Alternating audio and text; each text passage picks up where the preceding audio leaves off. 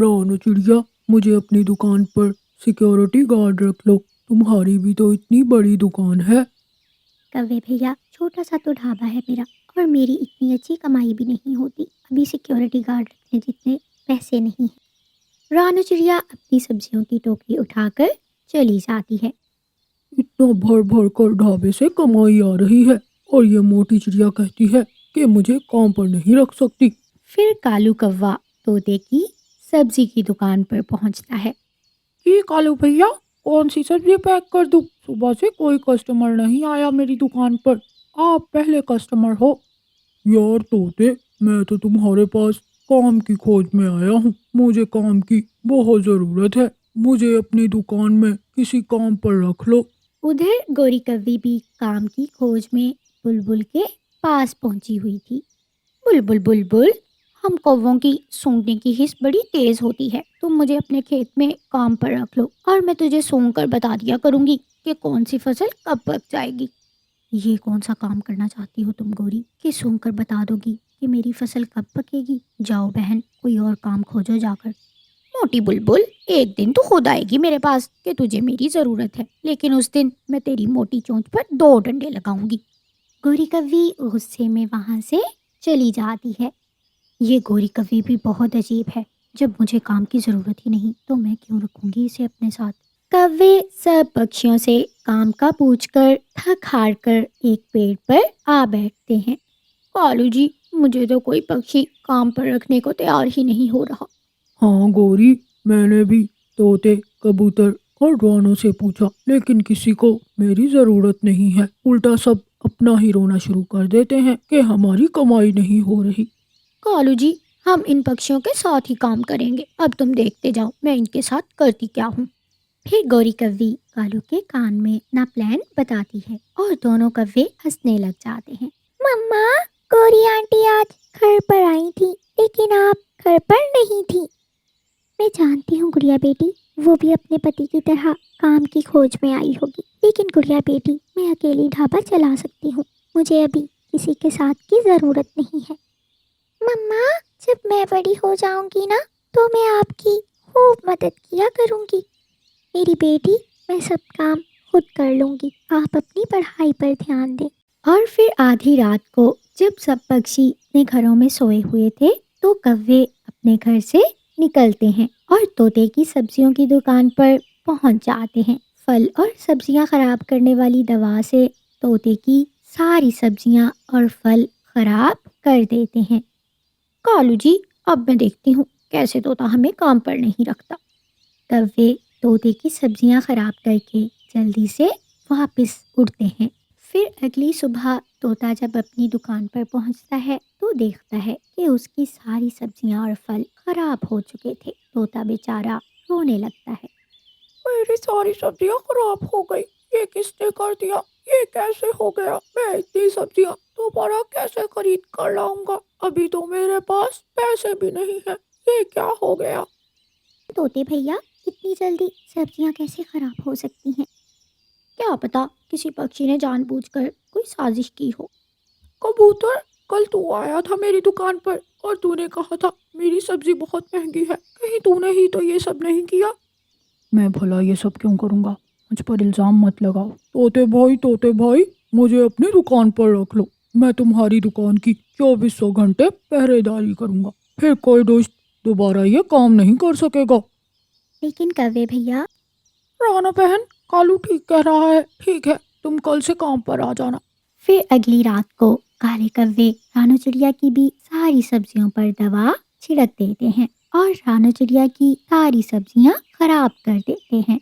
सुबह हो जाती है। रानू चिड़िया अपनी सब्जियों की टोकरी लेकर रसोई में जाती है। आज मैं स्पेशल भिंडी की सब्जी बनाऊंगी।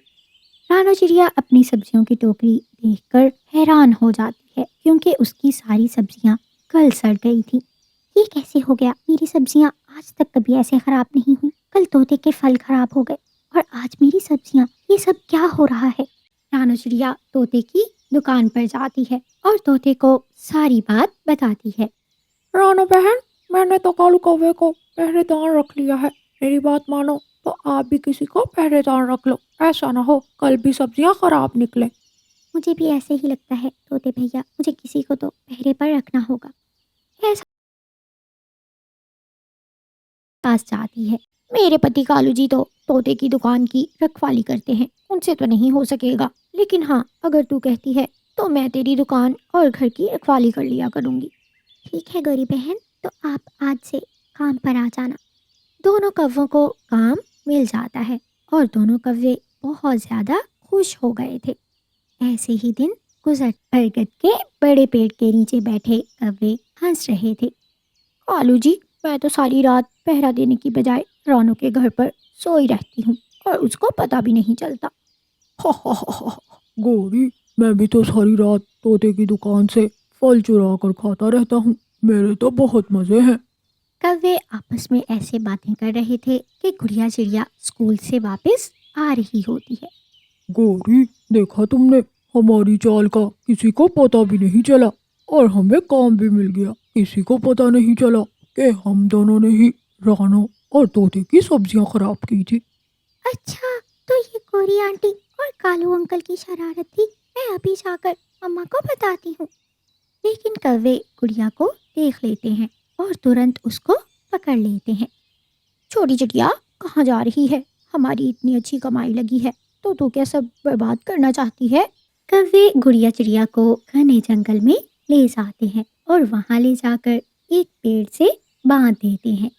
गोरी आंटी, कालू अंकल, मुझे यहाँ मत छोड़े। मैं किसी को कुछ नहीं बताऊंगी, लेकिन प्लीज मुझे छोड़ दे, मुझे छोड़ दे।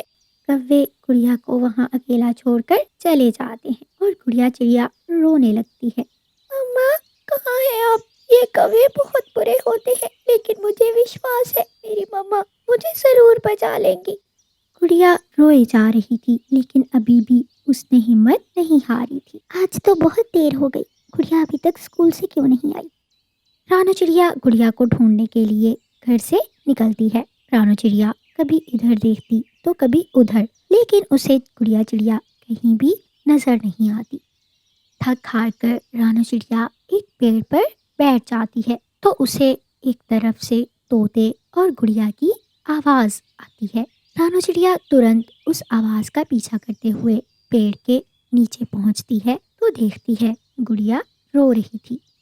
मम्मा, मैं तो बहुत डर गई थी और मुझे तो लगा था मैं कभी आपसे नहीं मिल पाऊंगी। गुड़िया अपनी मम्मा के गले लग जाती है और फिर गुड़िया अपनी मम्मा और तोते को सारी बात बताती है। रानू बहन, मैं तो दूसरे जंगल से जा रहा था। रास्ते में घने जंगल में पेड़ के साथ चिड़िया को बंधा देखकर इसे लेने आ गया। इन कौवों ने तो इस बार हद ही पार कर दी है, इनकी खबर लेनी ही पड़ेगी। सभी पक्षी मिलकर कौवों के घर पहुंच जाते हैं और जैसे ही कौवे बाहर आते हैं तो पक्षी मिलकर उन कौवों को मारने लगते हैं। सब बता दिया है गुड़िया ने हमें, आज से जंगल का कोई पक्षी तुम कौवों से बात नहीं करेगा। पक्षी कौवों की खूब पिटाई करके वहाँ से चले जाते हैं। प्यारे दोस्तों, रानू चिड़िया और कालू कौवे की ऐसी कहानियाँ सुनने के लिए इस कहानी को लाइक, अपने दोस्तों के साथ शेयर और चैनल को सब्सक्राइब करना बिल्कुल मत भूलना। आपका धन्यवाद। रानो भोजन लेकर वापस घर आती है तो देखती है कि गुड़िया रो रही थी। मेरी बच्ची, क्या हुआ आपको? आप रो क्यों रही हैं? मम्मा, आपके जाने के बाद गौरी आंटी आई थी। मैं अपना मीठा फल खा रही थी। गौरी आंटी मेरा मीठा फल छीन कर ले गई मुझसे। एक तो इस बारिश में भोजन खोजना इतना मुश्किल है, ऊपर से ये कौवे, इन दोनों ने तो परेशान कर रखा है। मिठू तोता भी भोजन खोजने निकला हुआ था। उसे दूर एक पेड़ पर लगा अमरूद नजर आता है। तोता जल्दी से उस पेड़ के पास जाता है और अमरूद तोड़ लेता है।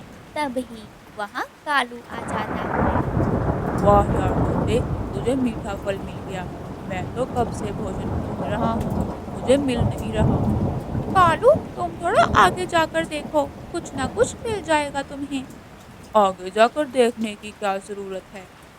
कालू ये कहकर तोते को चोंच मारने लगता है। तोता पेड़ से नीचे गिर जाता है और कालू तोते का अमरूद लेकर भाग जाता है। दुष्ट कौवा, तेरा सत्यानाश हो। मेरा अमरूद खाकर तेरे पेट में दर्द हो। इतनी मुश्किल से मिला था अमरूद, अब मैं क्या करूं?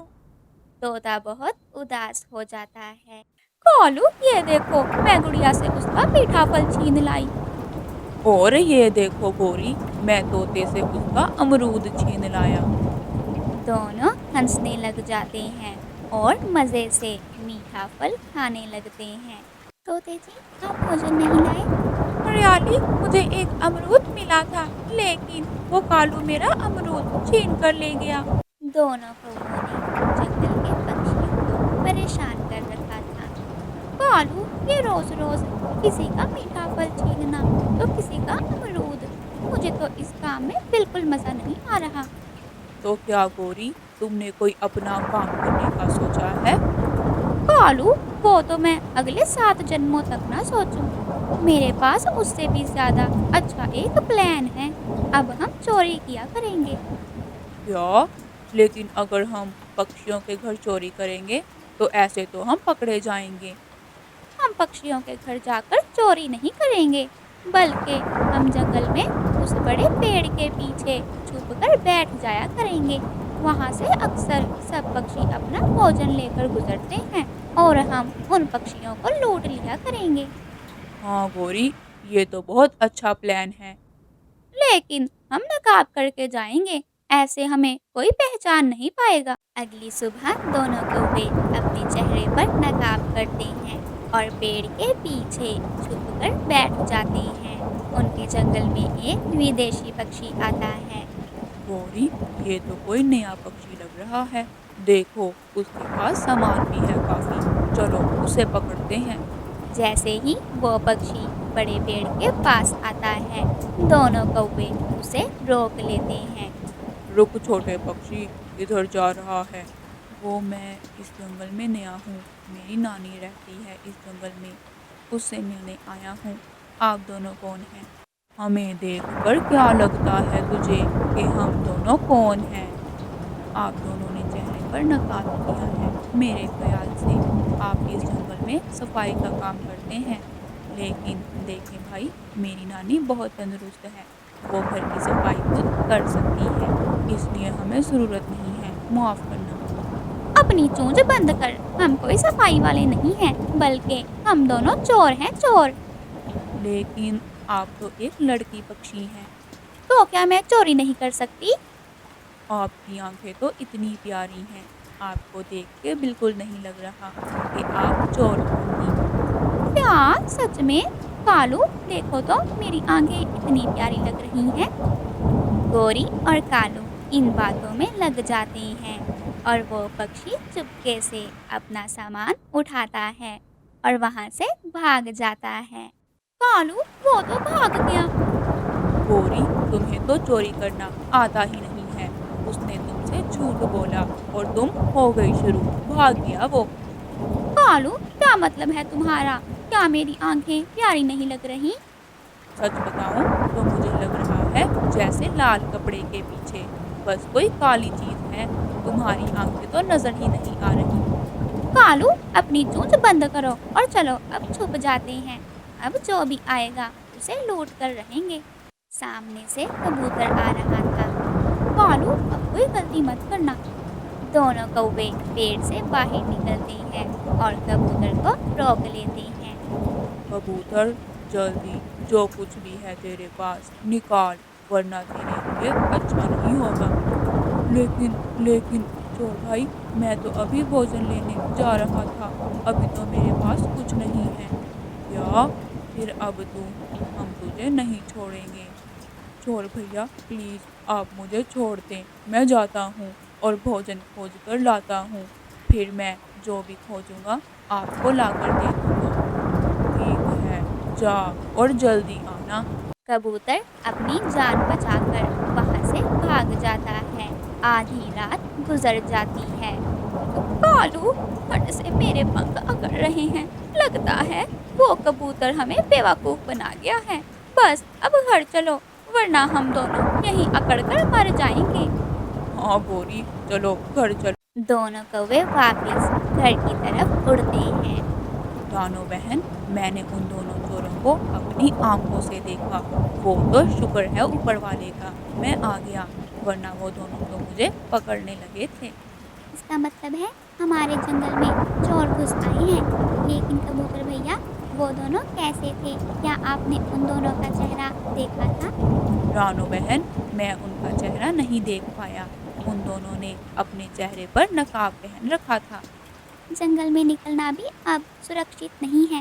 रोज बरोज पता नहीं क्या होता जा रहा है। सुबह हो जाती है। दोनों कौवे फिर से पेड़ के पीछे जाकर छुप जाते हैं और शिकार का इंतजार करने लगते हैं। सामने से चाचा छमछम आ रहा था। वो देखो कालू, चाचा छमछम आ रहा है। आज इसको लूट कर रखेंगे, छोड़ेंगे नहीं। दोनों कौवे आगे बढ़ते हैं और चाचा छमछम को रोक लेते हैं। रुक जा चाचा, जल्दी निकाल, जो कुछ है तेरे पास जल्दी निकाल। क्या ज़माना आ गया है, तुम चोरों की इतनी हिम्मत, जो मुझे रोका तुम दोनों ने। लगता है तुम्हें पता नहीं है, जब मैं जवान था तो कैसे 4 चोरों को मैं चुटकियों में ढेर कर देता था। लंबी लंबी मत छोड़ और जो कुछ है तेरे पास जल्दी निकाल, वरना तेरे लिए अच्छा नहीं होगा। हमारा समय ज़ाया मत कर। लगता है तुम दोनों को मेरी बात समझ नहीं आती। चाचा छमछम दोनों कौवों को जोर जोर से चूंच मारने लगता है। हाय, मार दिया। दोनों कौवे जल्दी से वहाँ से भाग जाते हैं। मुझे रोकेंगे, अब तुम दोनों की हिम्मत नहीं होगी दोबारा मुझे रोकने की। गोरी, मेरे तो सर में बहुत दर्द हो रही है, बहुत जोर से मारा चाचा छमछम ने। उस बूढ़े में अभी भी इतनी ताकत है। कालू, तुम तो किसी काम के नहीं हो। बस कल हम अपने साथ एक डंडा भी रखेंगे। हरियाली, मैं नदी पर जा रहा हूँ पानी भरने। बूढ़े जी, आपने सुना नहीं, जंगल में चोर घुस आए हैं, आप मत जाएं। हरियाली, तो क्या हम उनसे डरकर घर में छुपे रहेंगे? तुम ऐसा करो, मुझे मिर्च वाले पराठे बना कर दो। तोता मिर्ची वाले पराठे लेकर घर से निकलता है। दोनों कौवे तोते को रोक लेते हैं। चोरों, मुझे पता था तुम दोनों मुझे पकड़ लोगे, इसलिए मैं तुम दोनों के लिए ये पराठे लाया हूँ। तोते, तू तो बहुत अच्छा है, बहुत भूख लगी थी, कब से कुछ अच्छा नहीं खाया था। दोनों कौवे दूसरी तरफ मुंह मोड़ते हैं और पराठे खाने लगते हैं। तभी दोनों कौवों को बहुत तेज मिर्ची लग जाती है और दोनों उछलने लगते हैं। दोनों कौवों का नकाब उतर जाता है। गोरी, कालू, तुम दोनों भागो गोरी, वरना इस मिर्च से तो मैं मर जाऊंगा। दोनों कौवे नदी की तरफ भागते हैं। ऐसे कौवों को उनके बुरे इरादों की सज़ा मिल जाती है। प्यारे दोस्तों, इस कहानी को लाइक, अपने दोस्तों के साथ शेयर और चैनल को सब्सक्राइब करना बिल्कुल मत